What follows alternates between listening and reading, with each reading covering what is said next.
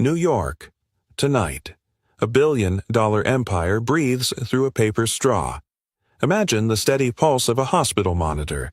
Now imagine a second one a little out of rhythm. Headlines scroll in the mind's eye, investigations lawsuits, a trending hashtag that bites like cold iron. Inside a boardroom of white glass and winter faces, a 40-foot table gleams like a blade. At its head stands Allison Rowe, 36, the woman business magazines call the precision queen. Her posture says steel. Her eyes refuse to blink. The chairman clears his throat. His voice has the dryness of paper. 48 hours until the vote to remove you, he says, unless you sell 51% and live to see another quarter. The public relations chief leans in. Blame the algorithm. Reset the narrative. The general counsel folds careful hands. Sacrifice engineering. Show contrition, but admit nothing. The chief financial officer chooses the cleanest cut. Sell. Now. Before the street eats us alive. Experts, all of them certain, all of them expensive. And somehow, not right. Allison says nothing. Her jaw tightens once. That is the only ripple on the lake of her face. She leaves. Picture an elevator that should chime and doesn't. She takes the service stairs. Down one flight. Then another. Fluorescent lights falter overhead, casting a tired stutter across concrete. In a corridor that smells faintly of disinfectant and rain-soaked coats, she meets a man working a mop in slow, patient circles. Tom Whitmore, 40s, broad-shouldered, quiet like a church when no one's inside. His mop draws a spiral of gray water on the floor. The circle opens. The circle closes. The circle opens again. Somewhere in the mind, hers or the building's there, is the echo of a child. A small voice remembered rather than heard Daddy. Do the next right thing. Allison looks over her shoulder. No child. Only the strange stillness that comes before a storm decides whether to break. Her phone would be buzzing if the world could push through the concrete. News anchors would be talking if she let their voices live in her ear. A nation would be sharpening its opinion of her life. She stops beside the janitor and studies the spiral in the water. It looks like the week she's just lived. If I burn it all down, she says, and her tone is sandpaper on steel. Does that count as a plan? Tom does not look up. He rings the mop. The filthy water clears by a single shade. Burning doesn't clean, he says. Allison almost smiles. Almost. What would you do then? Tom lifts the bucket handle and begins to walk, not as a servant passing a queen, but as a man passing another problem to solve. Over his shoulder, in a voice even as a plumb line, he says, "Clean beats clever. Every single time." The sentence lands like a gavel in an empty courtroom. Darkness of the useful kind closes around the thought. 72 hours to go. How did it come to this? It began 3 days earlier, when a young billionaire believed she was the smartest person in any room she entered, and a single dad in the basement believed in only one rule: clean first. Then be clever. Morning in Manhattan comes on like a dimmer switch. Light slides up the glass towers. A city remembers its name. Allison Rowe wakes before the skyline. No alarm. Her body knows the hour the way a soldier knows a march. She sits at the edge of the bed still for a count of 3, then stands. The apartment is quiet, like a museum curated by a single thought control. A row of white shirts, a row of black trousers, a desk that holds only a laptop, and a small silver pen. On the far wall, 3 magazine covers in understated frames. Forbes calls her the Precision Queen. The headline makes a promise she intends to keep. She makes coffee black. No sugar, no milk. She writes one line in a leather notebook. What is the next right thing? She underlines right once, not twice, never twice. She moves through a short ritual stretches that count the exact number of heartbeats, a set of push-ups that stop before fatigue arrives. She believes in stopping early. She believes in leaving a margin. She believes in never letting the day see her bleed. On the kitchen counter, a single device rests on a linen cloth, a sleek band of brushed metal and pale silicone. Clarity Band. The company calls it a companion for the mind. She calls it a promise. A promise that no one has to stand alone inside their own weather. She lifts the band, feels its lightness. It weighs less than an apology. She sets it down. Her inbox waits like a door someone has been knocking on all night. Overnight reports, sentences written without sleep, lines that pretend to be calm. A small red flag hides in a sea of blue. A clinic reports anomalous mood spirals in 3 users. The language is careful. The numbers are low. The tone says, "Do not panic." She tags it, "Investigate." The word sits there obedient and quiet. She steps to the window. The city has now fully found its color. Down below, people carry their own invisible weights to work. She thinks of the first clinic that believed in the band, a place that smelled like clean sheets and winter oranges. She remembers a woman who stopped crying after 2 decades and then laughed like a door blowing open. Allison turns away from the glass. She reaches for her jacket. Her face in the mirror is the kind of calm people mistake for certainty. It is not certainty. It is a promise to the person she once was never fall apart where anyone can see. In the hallway, she pauses. There's a tightness beneath her collarbone, a small knot of heat and ache that asks to be named. She swallows it back. The woman in the mirror does not cry. She leaves the apartment and steps into a morning that will not stay morning for long. By noon, the day has put on a different face. The executive war room carries the smell of new dry erase markers and worry. Screens glow with dashboards that tell a story in numbers first and consequences second. People take their seats as if chairs could float. A medical director clears his throat. Words come out with the stiffness of a folded flag. A patient in Pittsburgh, he says. Severe panic episodes after a week of use. He names a second case. He starts to say rare. He stops. The head of public relations is careful with verbs. We can guide the conversation she offers like someone handing a glass of water across a cliff. Emphasize misuse. Emphasize outliers. Emphasize the need for calm. The general counsel smooths a page with a square palm. We open empathy. We do not open liability, he says. Consider a pause. Consider an internal review that finds an external culprit. The chief financial officer speaks as if reading a blood pressure cuff. Liquidity solves panic. We sell a controlling share. We ride this out on someone else's balance sheet. Around the table, the faces agree with themselves. Allison listens without blinking. She watches the numbers bloom and wither on the screens.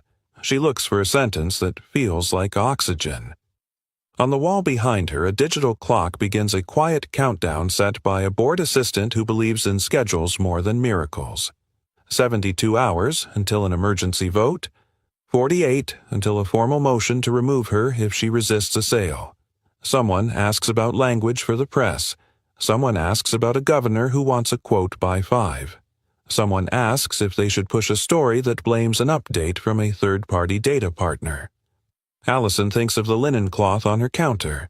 She thinks of the way the band felt in her palm light almost nothing. She thinks of the notebook line, the next right thing. No blame, she says at last. Her voice is even, but the word lands with weight. We don't point at users. We don't point at vendors. We don't point at code we haven't read. The room shifts minutely. Power, even gentle power, makes furniture uneasy. Then, what do we do? The PR chief asks, frustrated, careful not to sound frustrated. We tell the truth, we know, Allison says. And we stop where truth ends. The general counsel reminds her that truth is a slope. The CFO reminds her that slopes become cliffs. The board chair's assistant appears in the doorway as if the clock needed a face. Emergency session is confirmed, she says. 2 days from now. The meeting dissolves into smaller conversations that sound like rain on different roofs. Emails go out with careful commas. Draft statements acquire a shine that only fear can polish. Allison remains seated a moment longer. She remembers a clinic that smelled like winter oranges. She remembers a woman who laughed after 20 years of weather. She remembers the small red flag in a sea of blue. On the way out, a junior engineer almost collides with her, then does the awkward dance of apology and escape. His badge lanyard is twisted. His eyes are red in the way that comes from screens and belief. "Are we okay?" he asks before he can stop himself. She thinks about the honest answer. She thinks about what an honest answer would do to a young man's sleep. "We're not done," she says. "That's different." He nods as if he has been handed a map with only one road on it. Sometimes one road is all a person needs. Allison steps into the corridor. The digital clock in the war room keeps counting unseen like a heart that refuses to ask permission. Outside a window at the end of the hall, the city continues without interest or malice. She feels the knot beneath her collarbone pulse once. She does not cry. She walks, and somewhere far below, in a corridor that smells of disinfectant and rain-soaked coats, a man she has not yet truly noticed guides a mop in patient circles as if the floor were a sentence he intends to finish. Evening settles over the tower like a cooled blade. Most of the building empties itself of footsteps and opinions. Lights click into their night setting, half awake, half asleep, while the city outside keeps its own counsel. Allison stays. She reads one more report, then another. Every paragraph promises certainty and delivers a question. At some late hour that has no patience for heroics, she stands close as the laptop and reaches for an elevator that does not arrive. Down the corridor, a small red sign says, "Use stairs." It feels like a dare. She takes the service stairs. Concrete underheel. Metal rail cool to the touch. As she descends, the air changes. Less perfume, more work. There is the faint bite of disinfectant. The ghost of rain from coats that came in before the storm decided to leave. She pushes open a heavy door and steps into a corridor that was not designed for first impressions. The ceiling is lower here. The paint is the color of a reasonable compromise. A safety poster at a tilt tells her that safety begins with her. It also tells her no one bothered to straighten it. At the far end, a man moves a mop in slow, patient arcs. He does not hurry. He does not indulge in the theater of hurrying. He makes a circle. Then another. The gray water opens and closes like a thought returning to its point. He is broad-shouldered without advertising it. 40s. White cotton shirt under a navy work jacket. A small metal thermos sits on the cart beside him. On its dented side, a few words are etched lightly, almost shy of being read, "Do the next right thing." Allison walks toward him the way a question walks toward an answer it does not trust. When she is close enough to notice the roughness of his hands and the clean cut of his nails, she stops. "If I burn it all down," she says, and the sentence carries the fatigue of a very long day, does that count as a plan? The man wrings the mop with both hands. The dirty water presses out in a single tired sheet, then gathers in the bucket like a bad idea that has decided to confess. He looks up finally. His face is ordinary in the way a door is ordinary reliable and meant for passing through. "Burning doesn't clean," he says. The voice is even. No apology, no performance. She opens one hand, then closes it. "You sound very sure. I'm paid to notice messes," he answers. "And what fixes them? There's no challenge in it. Only fact." Allison gestures at the floor at the spiral he has been drawing into clarity. "What do you do first?" she asks when the whole thing seems wrong. He thinks for a breath. Not longer. If a roof starts to leak, he says, "I don't repaint the ceiling. I shut off the main. Water stops. Then I find the hole. Then I clean." She waits for more. For jargon. For a list. He does not give her one. It is both infuriating and some complicated part of her admits merciful. "And if you can't find the hole," she says. "I keep cleaning," he says. "You see better once the floor's not lying to you." Her mouth almost remembers how to smile. It stops just short. "You talk like a manual," she says. "I talk like a man who learned to stop making clever messes," he says. Then, after a small pause that does not beg for backstory, I learned the hard way. He nudges the safety poster with one knuckle until it sits straight. He does this the way some men say a prayer. Allison glances at the thermos. The etching catches the light. She reads the sentence without moving her lips. The words lodge under her collarbone where a knot has been living all day. "What's your name?" she asks. "Tom," he says. "Tom Whitmore." "Allison," she says out of habit, and hears how rarely she says her name to strangers who are not introductions at galas. He does not repeat it back in the manner of people who pretend to remember. He simply nods as if a fact has been registered in the correct column. She looks again at the mop water. The spiral is thinner now, less gray, less certain of its right to cloud the world. Upstairs, a digital clock will be counting toward a vote that wants to make a headline out of her life.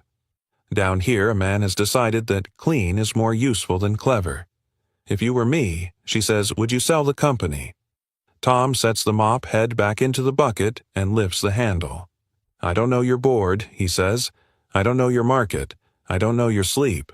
He starts to walk past her the cart, whispering along the floor. Then he adds over his shoulder with a quiet that belongs to conviction and not volume. "I do know this clean beats clever." Every time.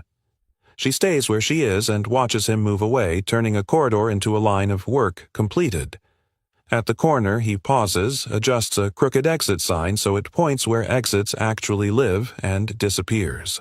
Allison breathes in. Slow. Her phone finds a signal again and begins to fill with other people's urgency. She ignores it for the length of a heartbeat, then the length of another. On her way back to the stairs, she takes the safety poster in both hands and squares it to the wall. It is a small thing. It is not nothing. In the stairwell, she thinks about the thermos. She thinks about the two words at the heart of the sentence and the one word that matters most. Right. When she reaches her floor, she opens her leather notebook and writes a single line, "Clean first." She adds a second beneath it, "Ink the color of evening, then be clever." The pen leaves a tiny dot where it lifts. It looks like a promise shrinking into a point where decisions begin.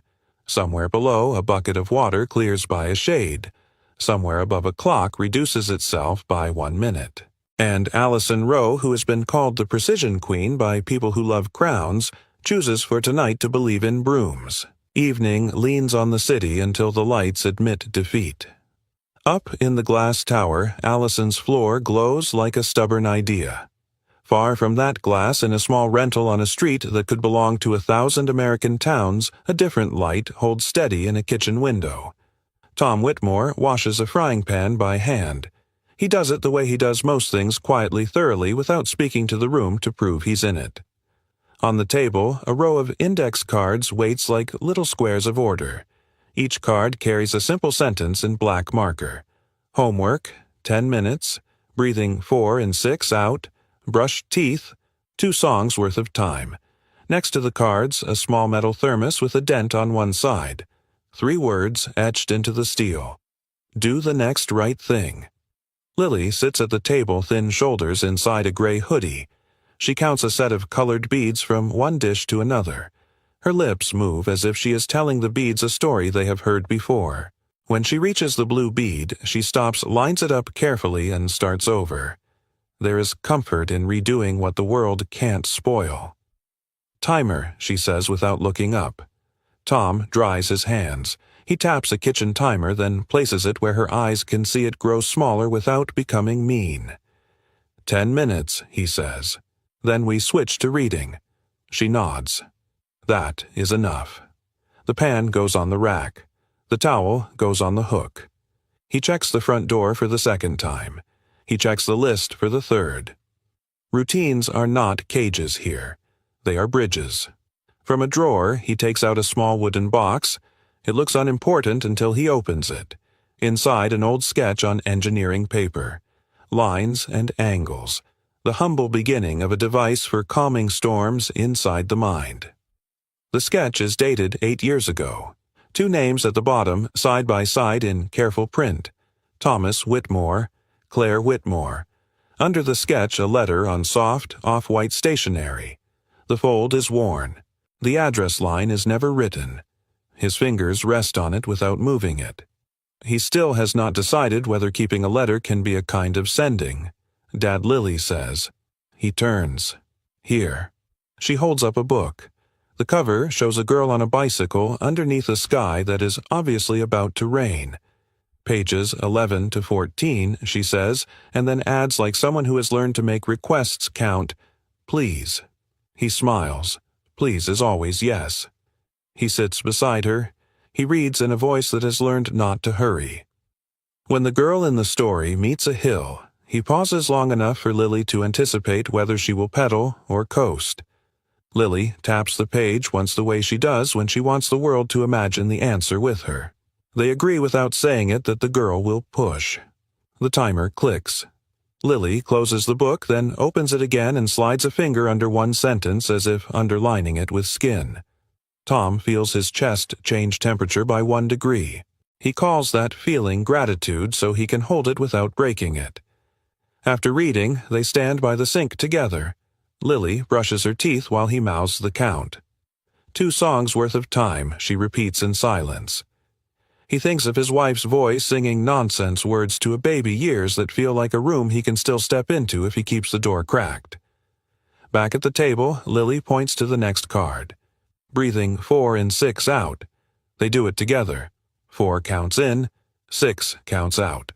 On the third cycle, her shoulders fall a fraction and the world earns one small fair victory. When she goes to her room, she leaves the door mostly open. That is how she sleeps best, neither inside the world nor outside it, but on the clean threshold between. Tom returns to the wooden box. He lifts the letter. He reads the first line the way a person touches the first step at the bottom of the stairs they fell down once. If Neurovita ever uses this device, please use it for the right reason. Claire's handwriting is neat, but not delicate. It looks like a woman who trusted her own hands. He puts the letter back. He closes the box. He puts the box where it always goes, tucked on the top shelf of a pantry under a stack of dish towels among the steady things. He takes a pen and marks the day's list, homework done. Breathing done. Dad's shift starts at 10. He writes one last line because sometimes lists have to remind a person what living is for. Tomorrow, pancakes. He checks Lily one more time. She is not asleep, but she has chosen the posture of someone who believes sleep will come if she lets it arrive alone. He leaves the door, as she left it mostly open. On the way out, he runs a thumb along the etched words on the thermos. It's not a slogan to him. It's directions. Across the river, and many floors up, Allison Rowe stands in a room where glass makes rectangles of the night. The city is a map of light and mistakes. On her desk, 4 documents await signatures that will prove a woman can be calm and wrong at the same time. She calls a number saved under a name that is not father and might never have been. The man who answers carries the blunt vowels of the military into every word he touches. He raised her with discipline and love that came in forms she did not always recognize as love. Hot meals, sharp edges, and bedtime at the exact same minute for 10 years. "Are you safe?" he asks. He always begins there. "Yes," she says. Then "choose strength," he says, as if definitions have never failed him. Feelings are a kind of weather. You don't plan your campaign around the rain. She looks at her reflection in the glass. It offers her back a version of herself that has already given the right answer. "Understood," she says. He adds something about courage and optics and the battlefield of public opinion. She listens because listening is a kind of respect. When the call ends, the room is as quiet as before, but the quiet now has weight. On the credenza, a single object does not belong to the century, a small leather notebook with a broken-in spine. She opens it to where a line waits to be finished. What is the next right thing? She puts the pen down without writing. She can measure decisions in dollars and lives. She cannot measure the ache under her collarbone, the one that insists it has a name. Without meaning to, she imagines a kitchen she has never seen. She imagines a child lining up colored beads under a lamp made brave by its own smallness. She imagines a man reading without hurrying, and a wooden box that keeps something tender and almost dangerous inside it. The mind is a radical traveler. It goes where the body has not been and returns with souvenirs that change the furniture of the heart. Allison closes the notebook. She stands at the window until the city agrees to keep going without her help. Then she turns off the light because a person has to practice endings if she wants to survive them. Back on the small street that could belong to 1,000 American towns, Tom locks the door. He checks it once, then again. He lifts the thermos from the table and slips it into a worn canvas bag. He leaves a note under a magnet shaped like a blue bead. "Lily, if you wake, remember the breathing. 4 in, 6 out. I'll be home before the sun makes promises it can't keep. Love, Dad." He steps into the night. The air is cool in a way that makes a person believe the world is trying to be kind. He starts the car not to escape anything but to go hold up his corner of the sky. 2 worlds move toward each other, one built of glass and bright certainty, the other of lists and patience and hands that learned not to shake. They do not know they are already neighbors. One person has everything except peace. One has almost nothing except the next right thing. Morning arrives with the color of unfinished business. 48 hours until the vote. The number sits in Allison's chest like a coin she can't swallow. She takes the service stairs on purpose this time. The corridor is the same as before, low ceiling, honest paint, the smell of hard work that had a name long before branding did. At the far end, Tom Whitmore is on a stepladder straightening an exit sign that points almost but not quite where safety lives. "Tom," she says, and the sound of his name in her voice surprises them both. He climbs down, folds the ladder with the calm of a man who doesn't believe in slamming anything shut. "Ma'am, I need an answer I can live with," she says. Not a slogan, not a stall, a way out that doesn't lie. He studies her the way a carpenter studies a wall, listening for hollow spots. "Then we start simple," he says. "Not easy, simple." She waits. Her silence is permission. He gestures toward the floor, toward the bucket, toward the everyday gospel of soap and water. When a floor looks ruined, folks reach for polish. Shines it right up. But polish is a trick. It traps the dirt under a pretty story. He lets that settle. You don't polish first, you clean. "I can't mop an algorithm," she says, "but there's less armor in it than yesterday." "You can," he says, "if you name the mess." He holds up 3 fingers, an old habit from teaching a child how to remember. 3 moves. She nods once. The lesson begins. First he says, shut off the thing that's making trouble. Not forever. Long enough to stop the harm. In your band, what's the feature that pushes moods around? She answers before she can talk herself out of the truth. We call it mood nudging. Turn it off, he says. Shut the main. Stop the leak. If you're bleeding, you don't argue with the philosophy of red. She doesn't smile, but something in her unclenches. Second, he says, go back to the last version you know is safe. The plain one. The basic one that passed every honest test. Put the fancy back in its box. He studies her face for resistance and finds only attention. Think of it like this. You got a house with good bones. You don't need a chandelier while the joists are complaining. She exhales through her nose a sound that might be a laugh in a better year. And the third, he says, clean the data. Toss anything you didn't watch being made. Get rid of those third-party journals if you can't vouch for how they were written. Start with a small, verified set, 100 real people whose stories you can call by name if you had to. He taps the side of the bucket. Then human in the loop for 2 weeks. 14 days. A person with the right kind of eyes watches the readings and has the right to kill the process if the numbers don't match the person. She hears the word person twice. It lands where it needs to. And after 14 days, she asks. If it looks clean, you add careful back in. 1 feature at a time. You don't invite the whole marching band when you're trying to hear a heartbeat.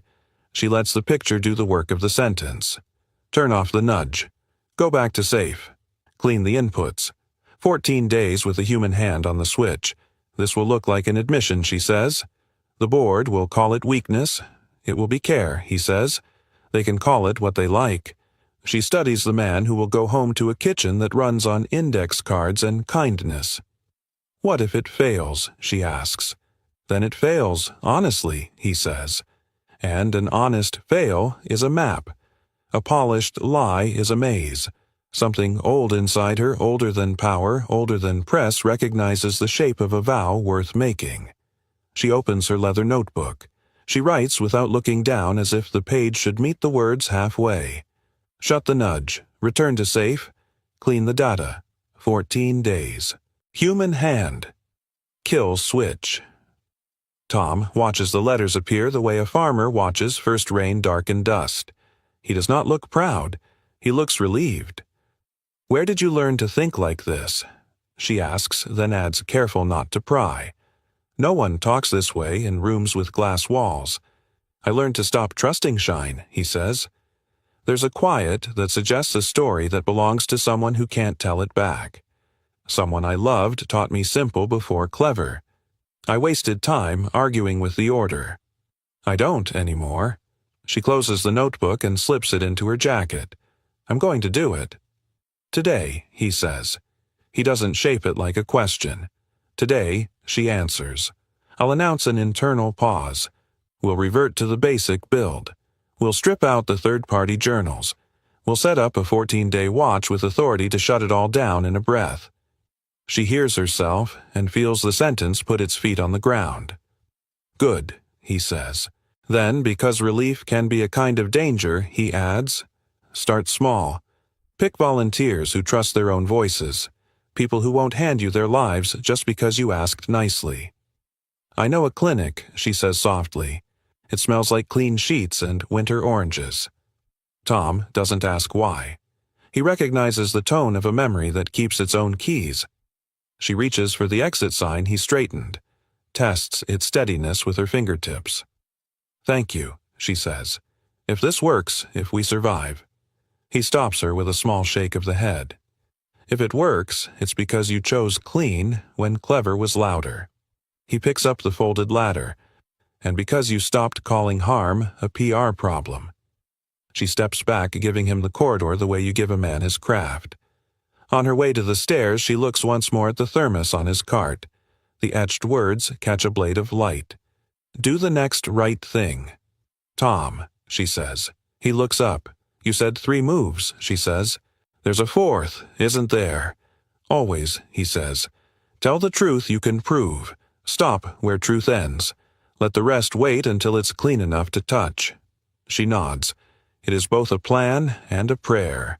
Upstairs, a dozen meetings will want to rename what she's about to do. They will call it strategic. They will call it optics. She will call it the first pass of a mop across a floor that learned to lie. She takes the stairs 2 at a time, not to flee, but to arrive faster. By noon, her team will hear 5 sentences no one expected from a woman Forbes called perfect. We're pausing. We're reverting. We're cleaning. We're watching with human eyes. We will stop if people come first and numbers disagree. Down in the corridor, Tom unfolds the ladder again. He steadies it with one hand, then lifts the sign a fraction until it points exactly where exits actually live. He has never met a direction that did not improve by being true. 48 hours until the vote. For the first time all week, the number feels less like a coin in a throat and more like a clock that can be read without fear. By noon, the pause is real. Allison signs the order herself. Production stops. Updates are rolled back to the last safe build. Third-party journals are set aside like food from a kitchen you no longer trust. A small team is named for the watch, 14 days. Human eyes, human authority to stop the trial in a breath. They call the stripped version Claire Mode. No one argues with the name. Some names arrive already wearing truth. 15 volunteers stand up when asked. A retired school nurse who wants quieter nights. A young father who counts the stairs twice before trusting the landing. A veteran named Marshall Reed, whose hands shake less than his memories do. Allison reads each file. She does not look for liability. She looks for people. At the partner clinic, white walls wear a calm that is not performative. The band sits on a tray like a small hope that learned manners. Nurses move the way good nurses do, present exact, not loud about it. The protocol is simple, because it has to be. Turn off the nudge, return to safe, clean inputs. Watch like lives are more than data. The first hour is a lesson in nothing happening, and it feels like mercy. The second hour offers the same. In the third, the veteran marshal glances at the window and a change moves across his face like weather deciding. He lifts a hand as if to greet someone only he can see. He closes his eyes. His breath shortens into the kind that steals itself. A clinician steps in, voice steady. "We can stop," she says. "Say when." Marshall keeps his eyes closed. "No," he says. "I'm okay. This is me, not the band." His pulse evens. He opens his eyes. He nods. Once. He is still here. The human watcher writes 3 sentences. Not one blames code. Not one excuses pain. The sentences do the work. Sentences should describe without vanity, decide without panic. Back at Neurovita, the story refuses to stay inside the room you give it. A leaked screenshot escapes. It finds a reporter who has a keyboard for a pulse. A headline blooms faster than facts can keep up. Recall, Clarity Band climbs. Comment sections hold court the way they do when a nation wants to feel like a jury. The board calls an emergency session.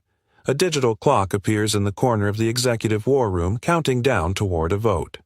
72 hours would have been kind. This clock reads 24. The PR chief builds sentences that slide like oil. Emphasize our commitment to safety, she says. Remind people, panic is a vector. The general counsel holds the line with his square hands. We acknowledge concern. We do not admit fault. The CFO brings a solution with the weight of a golden parachute. Sell 51%, he says. Let someone else hold the bag while we hold our breath. Around the table, faces look relieved to have something that sounds like a plan. Relief can be dangerous when it wears the wrong uniform. Allison listens. She hears the sentences try to take the room the way water takes a shape that does not ask it to be honest. She thinks of the clinic that smelled like clean sheets and winter oranges. She thinks of Marshall's eyes opening again. She thinks of a thermos with a dent and a sentence that is more map than motto. No, she says. The room stills as if remembering it has a spine. No one selling. No one blaming ghosts. No one calling harm a rumor while it is still learning its real name. She asks for the watcher's notes. She reads them once, then again. The notes are plain. Plain is not weak. They say people first, and they say it without embroidery. Claire mode continues, she says. Small. Observed. Human in the loop with authority to stop. The PR chief opens her mouth, then closes it. The council reminds her of shareholders who will want to hear other words. The board chair speaks like winter. 48 hours, Ms. Rowe. Then a vote. Understood, she says. She does not add please. She does not add watch me. The day has no appetite for theater. She leaves the room because the air has learned to pretend it knows better than lungs. She takes the service stairs because she has started to believe in rooms that were not designed for performance. The corridor meets her exactly as before, low ceiling, honest paint, the welded dignity of work. At the far end, Tom Whitmore moves a mop in patient arcs. He does not look surprised to see her because he expects people in trouble to find places where trouble is named correctly. She stops beside the cart. She watches the spiral thin from gray to less gray. She hears her own voice from somewhere above them, asking if burning counts as a plan. It didn't, she says to no one and to him. Tom rings the mop. Clean before clever. He says not as a revelation, but as a reminder of gravity. We did, she says. We shut the nudge. We went back to safe. We cleaned the data. 14 days with a human hand on the switch. She surprises herself by adding softer. We named it after Claire. He nods once.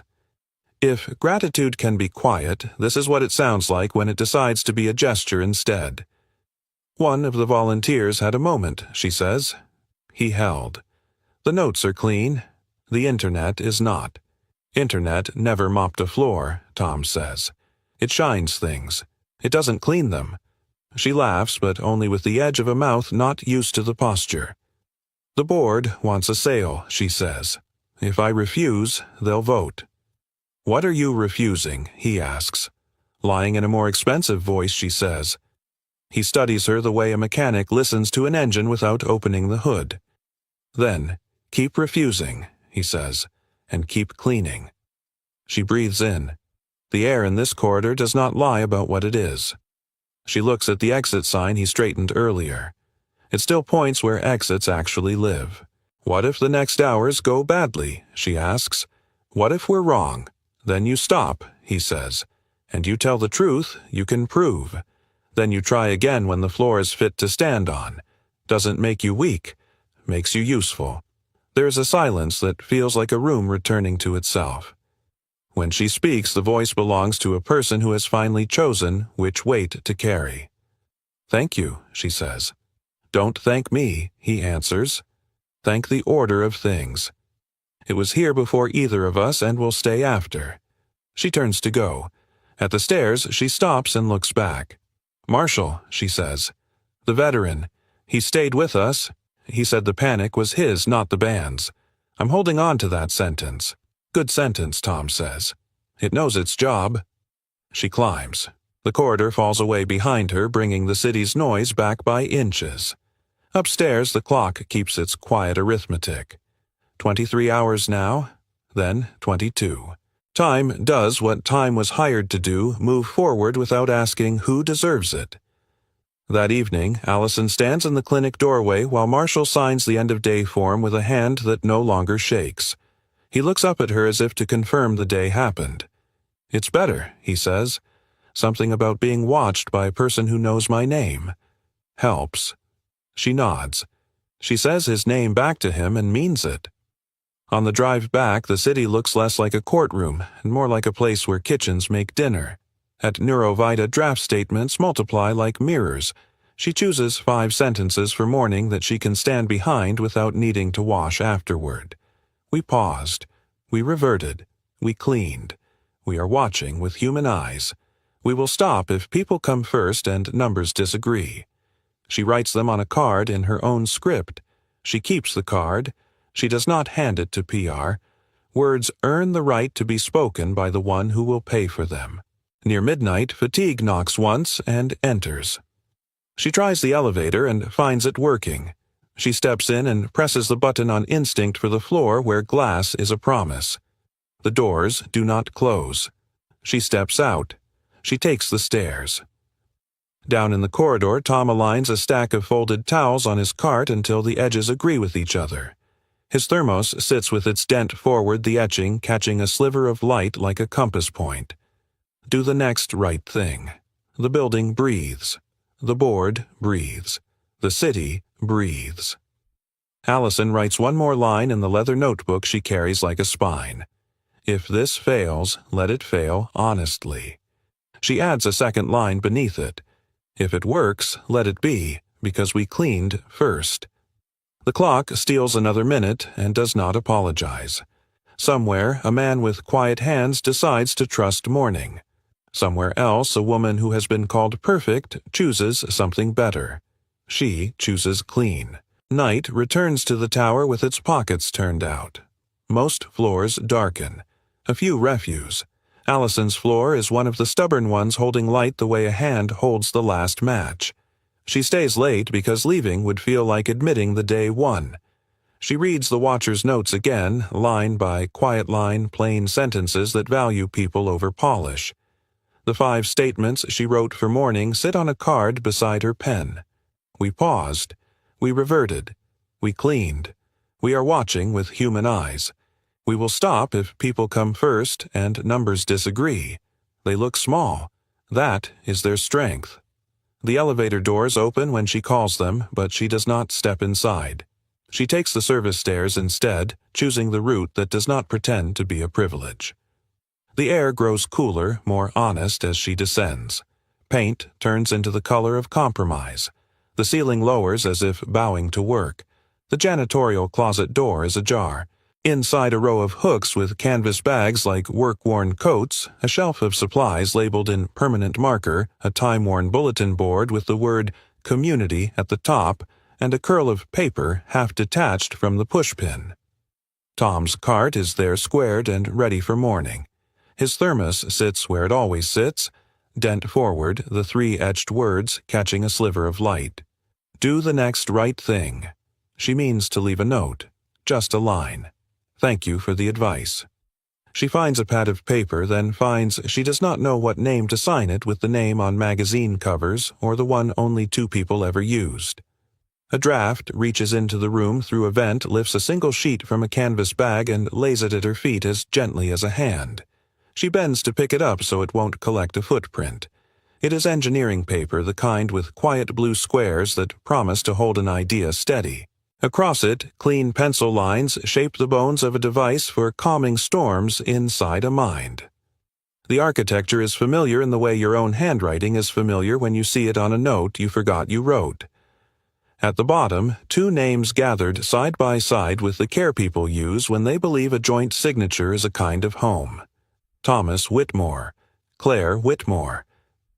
A folded letter rides under the drawing as if it has been waiting for the right pocket of air.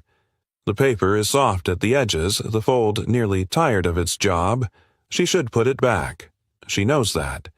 Instead, she opens it to save it from the crease. The first line is not an accusation. It is a hope that wears work clothes. If Neurovita ever uses this device, please use it for the right reason. The handwriting is steady, not decorative, the kind of script a person trusts with grocery lists and vows. Allison hears a door inside her memory open a hair. She remembers a pitch from 8 years ago, not in this building, but one very much like it. A woman had presented a model for a gentler interface, a human-first safety protocol that would cost more money and delay the shine. The evaluation she wrote that day still lives in a file whose name begins with efficiency. Insufficient commercial potential. 3 words that never had to meet a human face to do their job. She looks down at the signature again. Claire Whitmore. The door in her memory swings wider, and she sees the woman as she was then, white coat wedding ring, a laugh that arrived after the point instead of before it. She hears herself younger and convinced she was doing the right thing because the right thing wore speed and margin like medals. The sketch beneath the letter is not a copy of the product that made her famous. It is the beginning of its conscience. She sits on a low stool meant for refilling bottles and lets the truth come into the room without knocking. 8 years ago, she denied a design that would have asked more of her. She built a company on the faster path because she believed faster was the same as saving more people sooner. The day she chose clever, a simpler order of things waited on a top shelf under a stack of dish towels in a kitchen far from glass. She turns the letter over and finds a second paragraph shorter, as if the writer decided the first one had already said what needed to be said. If you say no, I will understand. If you say yes, let it be, because a person came first in your mind when you woke. There is no bitterness in it. That ruins her more than anger would have. She folds the letter along its old seam and feels the fold resist as if the paper had hoped all this time to be read flat. She places it with the drawing and returns both to the canvas bag, easing them into place with a care often reserved for the living. She remains on the stool a long minute. Her body learns a new stillness, the kind that arrives when the story you've been telling yourself finally hires a truth to sweep the floor. She thinks of the name they gave the stripped version, Claire Mode. She called it that because the word surfaced when she asked for one, as if her mouth had borrowed it from a well she did not remember digging. Now she understands the well's owner. Not a coincidence, not a mistake, a memory with dust removed. Upstairs the clock is busy shrinking itself. Down here 3 words on a thermos wait patiently for their turn. She stands. The janitor's closet with its humble light and honest shelves holds her like a witness. She writes the note she came to leave, but the sentence is different now. Thank you for reminding me of the order of things. Allison. She places the note where a person who does not expect thank yous will find it anyway. On her way out, her shoulder brushes the bulletin board. The half-detached paper flutters and settles flat as if grateful to be included again. The corridor is long and undecorated, the kind of place where a person can hear her own footsteps choose their own fate. She reaches the stairwell and does not climb. She sits on the lowest step, elbows on knees, eyes closed. The day she has carried finds its weight, and then another. For a woman who has not cried in public since she learned that crying does not change policy, this is the most private room in the building. It is also for 30 measured seconds at church. The tears do not shudder her. They arrive like a small clean rain that refuses to apologize for being water. When they are done, her face does what faces are designed to do when they are used by human beings. It returns to itself without shame. She takes out the leather notebook that lives in the place where most people keep a phone. She opens to a line she has already written and adds a second beneath it. If this fails, let it fail honestly.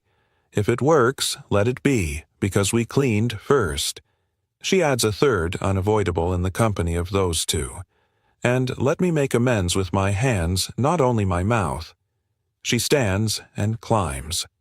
The executive floor greets her with glass and the decorum of expensive air. In the war room, draft statements gleam with the kind of grammar that wants to manage weather. She leaves them where they lie. She sends a message to the watcher team: keep the circle small, keep authority human, stop at the first sign a person says stop. She sends a message to the partner clinic: thank you for guarding the line between care and fear. She writes to the board chair and does not ask for permission. I will brief the press in the morning. No spin. We paused, reverted, cleaned, and are watching with human eyes. If numbers disagree with people, we will stop. I will accept the vote that follows. She does not explain the name, Claire. Some explanations are a kind of theft. She will give the real one to the only person who owns it. Far away in a small bedroom, Lily sleeps with the door mostly open the way she likes the world, half here and half away. Tom sits at the table with a pen he has used for shopping lists and job applications. He writes nothing tonight. He closes his hand around the thermos and reads the words he already knows by touch. At the tower, Allison lights one lamp in her office and turns off all the others. She leaves the blinds open as if to confess to the city without making a speech. The last thing she does before she lets the building keep breathing without her is open a locked archive on her laptop. 8-year-old files do not like to be disturbed. She finds the evaluation. She reads the 3 words she wrote then and tastes metal. Insufficient commercial potential. She adds a line beneath it, not to change the record but to change herself. The potential was human. I refuse to see it. She closes the archive gently as if it were a thing that can bruise. She closes her eyes and pictures the drawing the bones of a kinder device that waited longer than most people would. She pictures a woman's handwriting steady enough to hold a plea without turning it into a demand. Morning will ask her to be brief and brave. Evening asks her to be honest. On her way out, she passes the elevator and chooses the stairs again. She descends until the air smells like disinfectant and rain-soaked coats. She steps into the corridor and looks into the janitor's closet where the canvas bags hang like jackets on a pew. She does not touch the bag again. It has already given what it came to give. She straightens one bottle on the shelf so the labels all face forward. It is a small thing. It is not nothing. On the walk to the lobby, she whispers the 5 sentences from the card and adds a 6th that no one else will hear. We will tell the truth we can prove, and we will stop where truth ends. She reaches the street. The city has pulled its dark coat tighter. Somewhere, a newspaper headline practices sounding sure. Allison Rowe goes home to sleep for 3 hours. The vote will come. The press will come.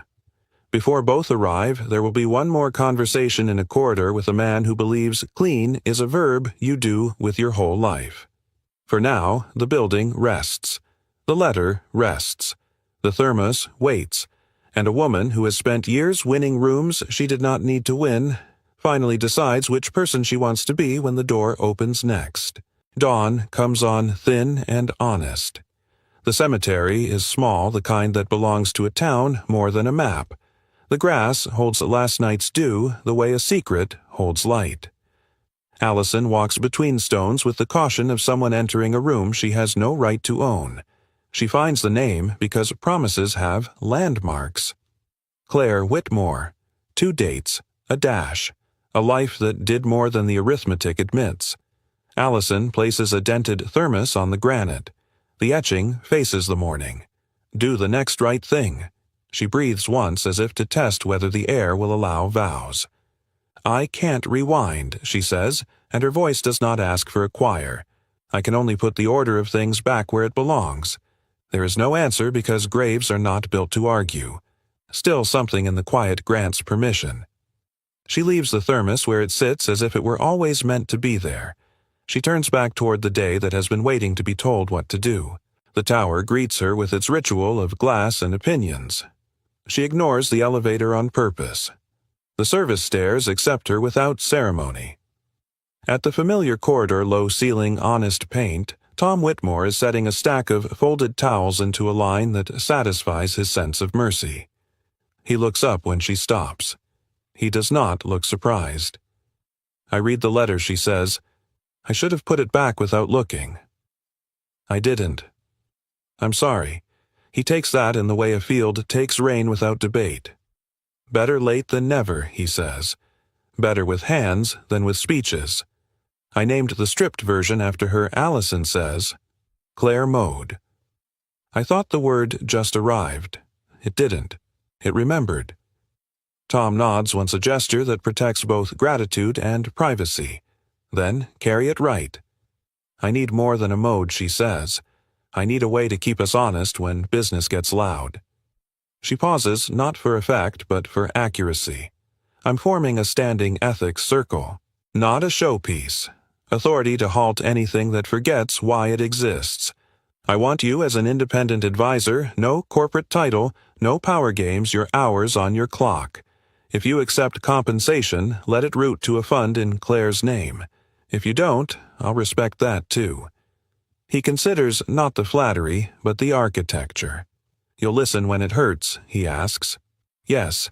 You'll give the patient voice a veto. Yes. You'll measure success by the quiet in kitchens, not the noise in markets. She lets the question sit inside her until it has the right to be answered. Yes. Then I'll help, he says, as long as I can still mop floors. It reminds me what words are for.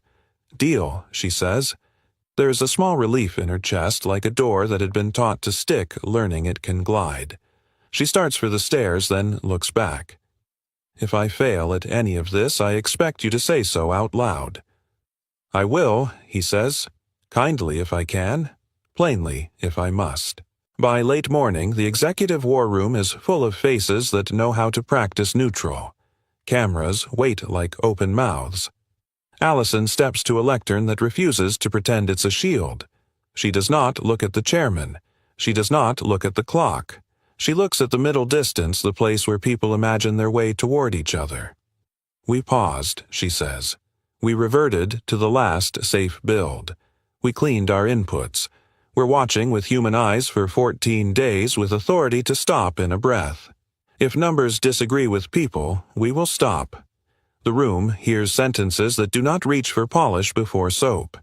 She lets them stand without embroidery. Then she adds the line she wrote in the stairwell when truth felt newly hired. We will tell the truth we can prove, she says, and we will stop where truth ends. A reporter tries the angle that has worked on other mornings with other executives. Isn't this an admission of failure? It's an admission of care, she answers. Failure would be leaving the mess and calling it a shine. Another asks about the sale. She does not rehearse. No, we will not sell to avoid a hard decision. If the board removes me for that, they are within their rights. I'll still tell you the same 5 sentences. A hand goes up at the back. Marshall Reed, the veteran from the clinic, shoulders squared by decades, and something softer. He doesn't ask a question. He offers a sentence that feels like a handrail. It helps, he says, being watched by a person who knows my name. The room changes temperature by a degree that matters. Allison steps aside, not to flee the light, but to share it. She announces the Claire Initiative, a fund for patient-first research scholarships for women engineers who keep humanity in the loop, grants for clinics that guard the line between care and fear. She names Tom Mr. Whitmore in public as independent advisor for human practice. No salary is listed, no title is gilded. The function is the credential. The board chair's mouth thins by instinct. He calls for an afternoon session. She nods. Let the clock do its job. In the clinic that smells like clean sheets and winter oranges, the day advances 1 calm hour at a time. Claire Mode does what it was built to do, nothing dramatic. Everything necessary. No mood nudges, no borrowed data. A nurse leans in whenever a face clouds. Authority to stop lives in the same room as the person wearing the band. A school nurse sleeps through her lunch for the first time in years, then laughs at herself and calls it a miracle she can live with. The young father counts the stairs only once and feels a new kind of gratitude for landings. Marshall signs the end-of-day form in a hand that repeats a promise to itself. I am still here. The watcher's notes stay plain. Plain is not a downgrade. Plain is a spine. Mid-afternoon, the board assembles for the conversation that prefers marble tables and long vowels. Numbers arrive with their usual certainty. So do fears wearing the suit of prudence. 51% the CFO repeats like a prayer to a god that trades mercy for margins. The market likes clean exits. The market, Allison says, also likes companies that don't hide their mess under polish. She outlines the path they've chosen. Pause, revert, clean, watch with human eyes. Stop at the first sign a person needs them to. Then rebuild one feature at a time the way a careful hand brings furniture back from neglect sand, not gloss. Truth, not trick. Will likely take another hit, the chair says. Probably she says. And then will earn trust the long way. He studies her as if certainty could be teased out of posture. Finally, he says the words that let clocks keep going. 6 months, he says. Deliver proof of stability and a plan for careful growth. Or we reconsider everything. Fair, she says. She does not thank him. Fair does not require thank-you notes. Evening spills into the city with that particular New York mixture of theater and honest fatigue. On a block where smells of garlic and triumph share air, Allison steps out of a car and into a quiet street she has never had reason to visit. Tom's building has a hand-lettered name on the buzzer and 2 steps that remember winter. He opens the door before she finishes knocking because some people listen for approach. Just a minute, he says, and gestures toward a small kitchen where a lamp holds the room together. Lily sits at the table with a string of colored beads and a book open to a picture of a girl on a bicycle under a storm-ready sky. She looks up, registers a stranger, with a kind of grace that has nothing to prove and returns to the page. Allison stays near the doorway because some thresholds deserve respect. I brought this back, she says, and sets the thermos on the counter. It belongs here. Tom rests his hand on the metal without moving it. Thank you. I told the truth, she says, not as a boast, but as a report. Not all of it yet. The public version. The part I can prove. Good order, he says. I asked you to help, and then I asked you to hold me to it. I said yes, he reminds her. Lily taps a blue bead into place, then another, then returns the first bead to the start with an authority that understands mercy. Tom watches the motion the way a horizon watches weather. He gives Allison the smallest nod toward the table. Index cards after dinner, he says. Pancakes tomorrow. Allison smiles with the part of her face that does not work for magazines. Those are good sentences. Best I know, he says. She takes a breath. There are 100 things she could say about apologies and 8-year-old files and the weight of ambition when it forgets to be human. She says one thing that fits the room. I'm going to earn this. Tom does not ask what this is. He knows a pledge when he hears one, even if the nouns are still deciding their names. If you keep the order right, he says, the rest finds its own legs. She thanks him, not with more words, but by letting the quiet be complete. Then she leaves them to their evening beads book index cards because love that is healing knows not to rush the part where ordinary becomes holy. Back at the tower, the glass still reflects a city that can't help being itself. Allison writes a note to the clinic. Your rooms teach other rooms how to behave. She writes a note to the watcher team. Plain notes save lives. She writes a note to herself and tucks it where habits live. Clean first, then be clever. Tell the truth you can prove.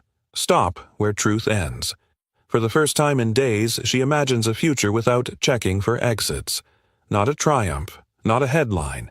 A future where trust returns the way morning returns to windows that have learned to wait. Outside, the city moves toward night. Inside, a company remembers why it was born. In a kitchen where a lamp makes a little bravery, a child sleeps with the door mostly open. A man sets a thermos on the counter so the words face the room. The day finishes what it can and leaves the rest to morning. That is not surrender. That is the order of things. The day arrives wearing a suit that promises nothing. In Allison's office, the card with 5 sentences lies beside her pen like a small spine. We paused. We reverted. We cleaned. We are watching with human eyes. We will stop if people come first and numbers disagree. Her screen lights with a message from the clinic. 14-day watch, 13 days clean, 1 interruption.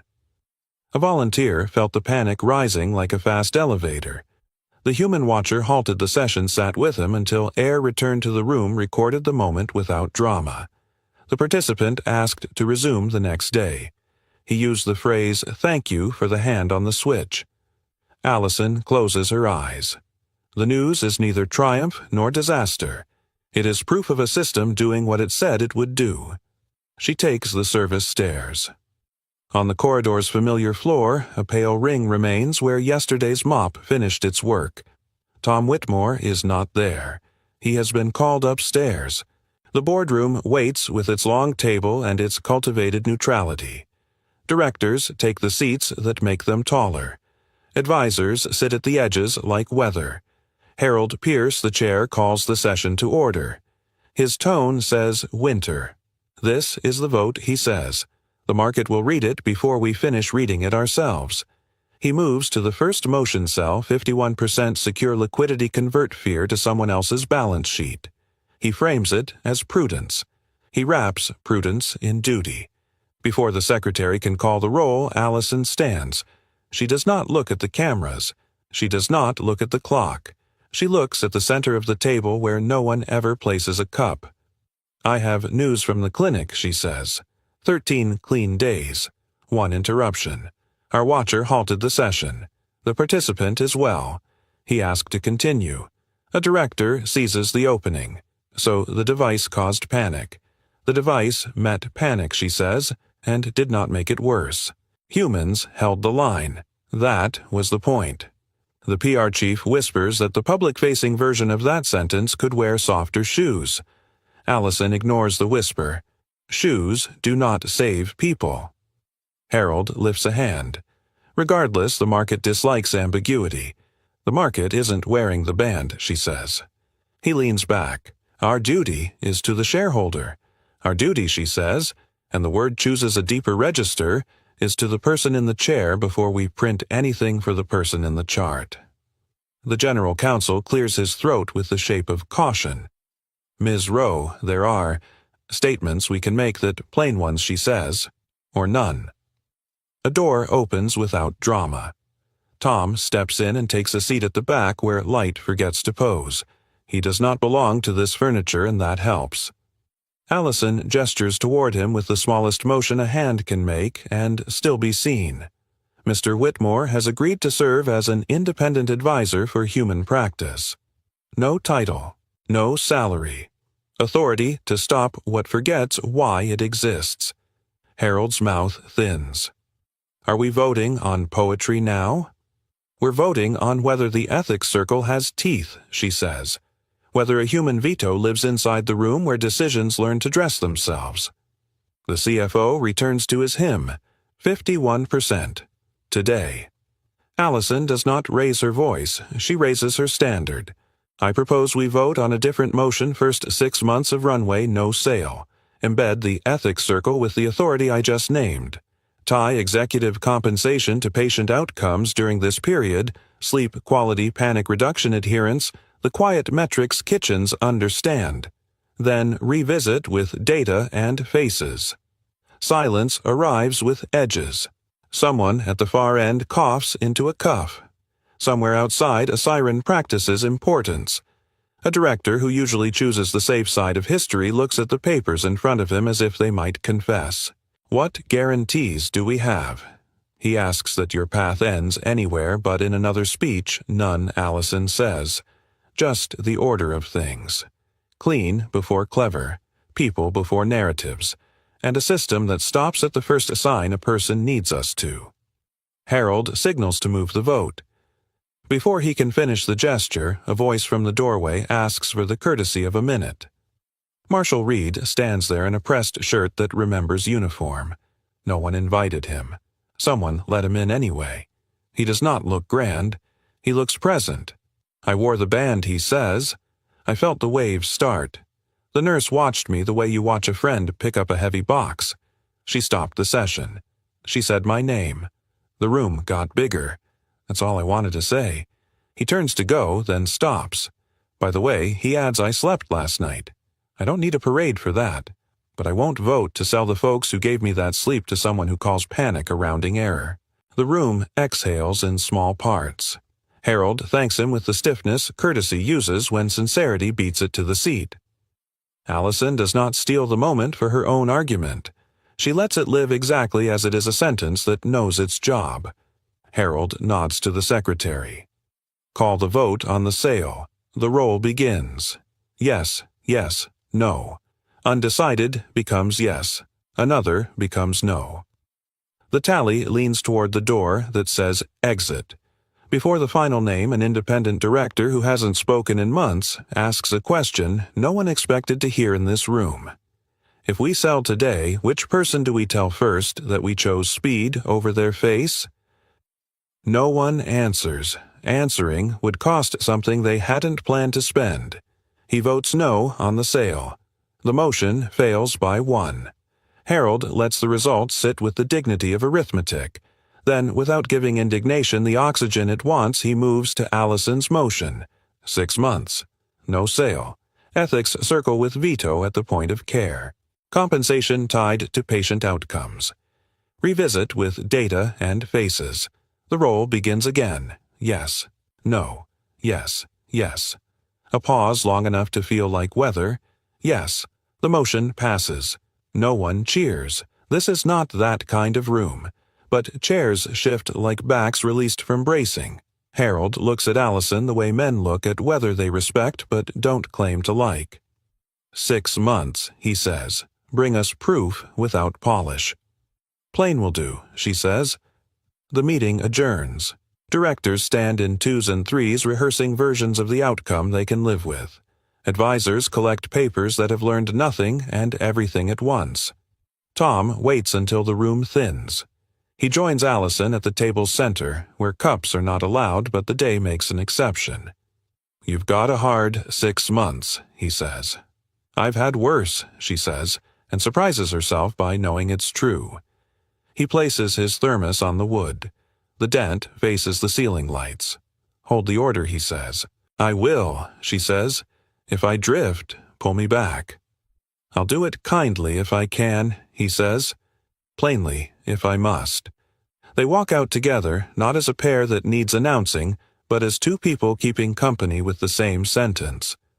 In the corridor that was never designed for beauty, the air smells like disinfectant and rain-soaked coats. An exit sign points where exits actually live.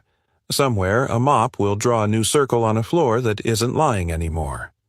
Allison touches the card in her pocket, 5 sentences, and a 6th she added for her own bones. Clean first, then be clever. Tell the truth you can prove. Stop where truth ends. There will be no parade. Only a company that might yet deserve its own name. Only a set of rooms that will learn day by deliberate day to behave like the clinic that smells like winter oranges. Outside the glass, the city keeps its bargain with time. Inside, a woman who was once called the Precision Queen chooses a title no magazine will print, the CEO who finally listened. 2 years pass. The way rivers pass a bend quietly and then all at once. Neurovita is not the largest company in its field. It is the one clinics trust. The headlines have learned new verbs, listens, pauses, verifies resumes. The market prefers its parades. Kitchens prefer their sleep. Kitchens win. The band returns to the world the slow way. No fanfare, no heroics. Claire Mode now lives where defaults live. No mood nudges, no borrowed journals. Small, verified data sets. 14 days with a human watcher who knows your name and holds the switch like a promise.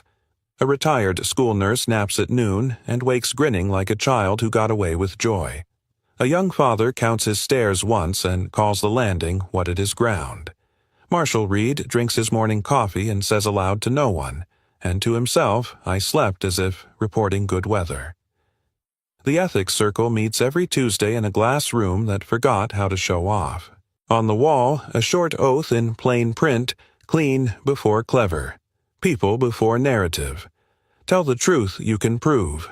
Stop where truth ends. They keep a chair empty for the person not yet in the room who will need it most. Allison Rowe carries no new title. Magazines got bored when she stopped being perfect. That has been good for everyone. Her days are measured by the quiet of outcomes, not the noise of coverage. She keeps a card in her pocket with 5 sentences and a 6th for her bones. She has learned how to speak them without notes and how to live them without applause. Tom Whitmore still works nights on the service floor. He also keeps hours as an independent advisor who says yes to questions and no to shortcuts. He prefers the mop. It reminds him that a sentence is only as honest as the floor it stands on. In his kitchen, index cards still guide the hours like lighthouses you can hold. Lily, taller, now surer, now reads out loud in a voice that has made peace with its own speed. On Saturdays, pancakes make a ritual out of flour and patience. Today is not an event, not really. It is a dedication with coffee in paper cups and the smell of citrus that somebody thought would be kind. A small wing at the partner clinic has a modest bronze plaque. The Claire Whitmore Suite for patient-first research and quiet rooms where panic can be named without shame. Allison stands at the back. She chose the back on purpose. The front is for families and nurses and the volunteers who keep saying yes to tomorrow. On a low table near the plaque, someone has placed a dented thermos with a certain sentence facing outward. Do the next right thing. Tom arrives without ceremony. He wears a clean work jacket and the expression of a man who understands the difference between attention and being seen. Lily walks next to him with a small notebook she will read from if she decides to, and close if she doesn't. The clinic director says what directors have to say but keeps it short and kind. Then he nods to Allison. She steps up as if to borrow a minute, not to claim it. This suite exists because a woman believed devices should have consciences, she says. Her design asked more of us than we were willing to give. It still does. We will try to be worthy of the way she signed her name. She stops there. The room has received exactly what it came for, a reason and a promise. Tom is next.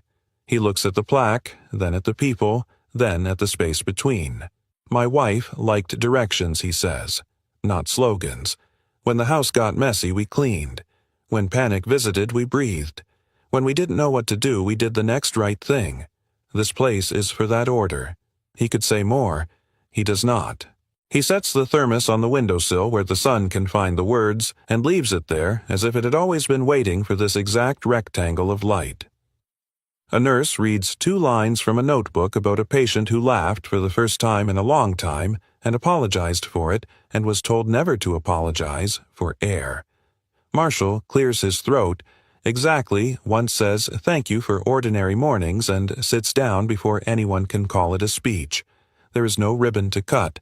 The door is already open. Afterward, people drift into small constellations the way humans have always known to do. Someone brings out a tray of cookies shaped like stars because a volunteer's grandchild thought it would be fitting. Lily steps to the plaque, traces the letters of her mother's name once with a fingertip, and because she decides to read from her notebook. It's not magic, she says. It's order. You clean first, then you can see. She closes the notebook as if to keep room for silence to do its work. Allison exhales, and something inside her that used to be a knot resolves into a bow you untie without losing anything. She turns to Tom. Thank you. She says not for the first time and not for the last. For the order. Thank you for carrying it, he answers. They do not call what they are anything loud. They keep company with the same sentence, and that has been enough. In the months that follow, the quiet metrics turn into a shape better sleep. Fewer spirals, fewer emergency rooms, more mornings that allow a person to be boring in the best possible way. The board does what boards are supposed to do when a plan keeps its promise. It renews the runway and ties compensation to what kitchens understand. On a Tuesday after the meeting that could have unmade everything, Allison walks a familiar hallway with low ceilings and honest paint. She pauses by the bulletin board where the word community still presides in faded letters. A paper that fluttered half detached the night she found the letter now lies flat. Someone straightened it. She suspects she knows who. She stops at the exit sign that points where exits actually live. She smiles because the sign never gets tired of being right. Tom rounds the corner with a stack of folded towels that agree with one another. They fall into step without arranging it. How does it feel? He asks. Less like winning, she says. More like keeping. Keeping what the room honest, she says. The order intact. He nods. That is a good answer. They reach the stairwell. Allison looks up toward the floors where glass still throws cities back at themselves. She looks down toward the place that saved her life and didn't ask for credit. Coffee, he says. Pancakes, she counters. Saturday. Always, he says, and the word opens a door that doesn't need hinges. They part there, he to his shift, she to her list, like two hands that know how to meet again without searching. Evening leans on the tower the way a tired friend leans on a shoulder. Windows forget to brag. A company remembers why it was born. In an office now lit by a single lamp, Allison pulls out the leather notebook and writes a final line on the page where the others live. When in doubt, be useful. She closes the cover. The sentence holds. Across the river, in a kitchen that has learned how to be brave, Lily lays out 3 plates. Tom flips pancakes with the confidence of practice. Steam rises in small clouds that look like blank speech bubbles ready but in no rush. On the counter, the dented thermos faces the room. The words on the steel glow the way true things glow when they are not trying. Do the next right thing. The city breathes. The clinic breathes. The building with the low ceilings and honest paint breathes. Somewhere a mop draws a circle that is only water, now no lie left in it. Somewhere a veteran sleeps through a storm that used to have his name. Somewhere a nurse laughs without apologizing for joy. And somewhere a woman who once believed she had to be perfect to be good learns for the 1000th time that clean beats clever every single time. The story does not end. It continues at the speed of kindness, which it turns out is fast enough. If this story left one truth in your hands, let it be this: clean before clever. People before narrative. Tell the truth you can prove. Stop where truth ends. Do the next right thing. Great empires don't always fall because they lack genius. They fall when they forget the order of things. A mop, a thermos, a quiet room where someone knows your name. Sometimes that is all it takes to change the weather inside a life. Now it's your turn. Have you lived or witnessed a moment where simple human wisdom saved the day? Maybe it was a janitor after hours, a nurse who refused to rush, a teacher, a neighbor, a grandparent with one sentence that steadied the room. Share that story in the comments. Tell us what happened, what changed, and how it felt when the air finally cleared. And tell us where you're listening from, what city, what small town, what corner of the world is sharing this moment with us right now. Your dots on the map help this community find itself. If this story gave you something worth keeping hope calm, A next step. Consider doing 3 small things. Subscribe for more long-form audio stories like this one. 90 minutes of heartcraft and healing. Turn on notifications so the next story finds you when you need it. Share this with one person who might be standing in their own storm. You never know whose night you'll shorten. Thank you for giving your time, your attention, and your heart. In a noisy world, that is no small gift. Until we meet again, may your room stay honest, your steps stay steady, and your next right thing be close enough to reach.